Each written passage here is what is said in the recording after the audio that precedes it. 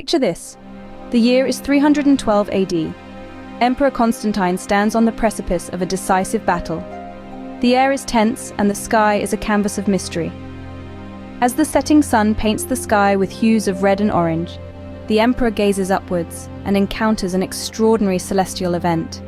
A radiant, luminous cross, unlike anything anyone has ever seen, pierces through the dusky sky, its brilliance outshining the stars. It's a sight that leaves Constantine awestruck, his heart pounding with a mix of fear and fascination. It's not just the luminosity of the cross that captures his attention, but an inscription that accompanies it. In hoc signo victor eris, a Latin phrase which translates to, "In this sign you shall conquer." Imagine the profoundness of this moment. The emperor, standing on the cusp of a critical battle, witnesses a sign of such magnitude. It's a sign that doesn't just appear in the sky, but also imprints itself on Constantine's heart, filling him with a newfound sense of courage and conviction. This celestial marvel incites a sense of awe and mystery, leaving an indelible mark on the emperor's psyche. Some accounts even suggest that Constantine also saw the Greek letters chi and rho intertwined with the cross, symbolizing Christ. Whether this part of the tale is true or not, the impact of the celestial cross was undeniably profound. This was no usual stargazing experience. It was an encounter with the divine, a sign from the heavens, a celestial phenomenon that seemed to whisper reassurances of victory in the emperor's ear. As the night deepened, the luminous cross remained etched against the backdrop of the sky, a beacon of hope in the face of impending battle. This was no ordinary sign. It was a divine mandate, a sign that would change the course of history. Now, imagine the impact of such a vision on a man about to lead his army into battle. Picture Emperor Constantine standing on the brink of a decisive conflict. He is a seasoned warrior, yet the outcome of this battle will shape not only his destiny, but the destiny of an empire. And then he beholds an extraordinary celestial phenomenon, a radiant, luminous cross emblazoned against the twilight sky, accompanied by an inscription that reads, "In hoc signo victor eris," translated as, "In this sign you shall conquer." Let's delve into the psychology of this moment. The vision of the cross, a symbol associated with sacrifice and salvation, and the inscription, a potent promise of victory, would have resonated deeply with Constantine. It was a message that transcended the physical realm, reaching into the depths of his spirit. Imagine the surge of confidence that would have washed over him, the profound reassurance this divine mandate would have instilled in his heart. For a moment, let's put ourselves in Constantine's shoes. You're standing there, on the precipice of a battle that could change the course of your life and the future of your empire. And then you're presented with a sign, a divine reassurance of victory. How would that affect you? It's safe to say it would give you a newfound conviction, a sense of invincibility, a belief that you are destined to triumph. This was a turning point in Constantine's life, an event that would dramatically alter his perspective. This was not just a vision of a cross in the sky, but a prophecy, a divine mandate that would lead him down a path that would forever change the course of Roman history.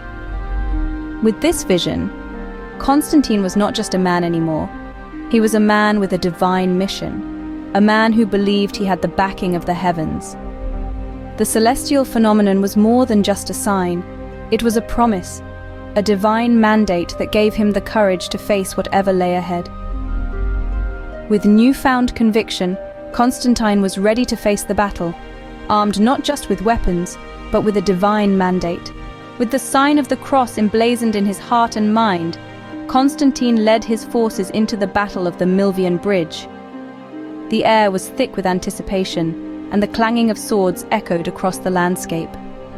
Yet, amidst the chaos, Constantine stood stalwart, his conviction unshaken. His faith in the celestial sign he had witnessed was unwavering. The divine mandate bestowed upon him was his shield, his inspiration, and his guiding light. The battle was fierce, with the Roman Empire's future hanging in the balance. Constantine's forces were noticeably outnumbered, but what they lacked in numbers, they made up for in their leader's unwavering faith and strategic prowess. Constantine was resolute, his eyes firmly fixed on victory, guided by the luminous cross that had graced the heavens. He commanded his troops with an air of confidence that was contagious, setting a tone of indomitable spirit. As the battle raged on, Constantine's forces started to gain the upper hand. His strategic maneuvers, coupled with his unyielding faith, seemed to turn the tide of the battle. The enemy was thrown into disarray, their numbers dwindling, their morale sinking. Amidst the carnage and chaos, a profound sense of divine intervention was palpable. The vision of the cross that had inspired Constantine seemed to be manifesting itself on the battlefield. Finally, as the sun began to set, the battle ended in a decisive victory for Constantine. The Battle of Milvian Brigde was won, but it was more than just a military triumph. It was a testament to the power of faith and the divine mandate that Constantine had received. It was a victory that solidified his belief in the celestial sign he had witnessed. The battle was won, but the true victory was the affirmation of the divine sign that Constantine had witnessed.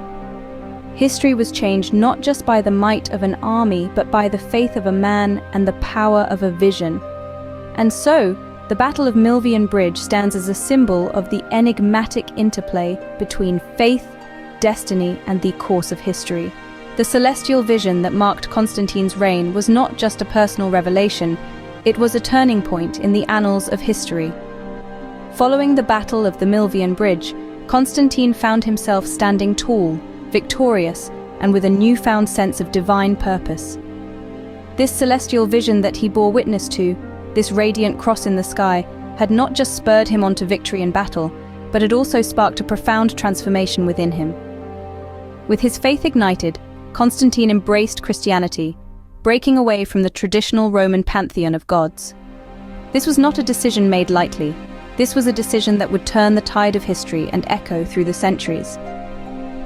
In his newfound role as the champion of Christianity, Constantine enacted policies that fundamentally altered the religious landscape of the Roman Empire.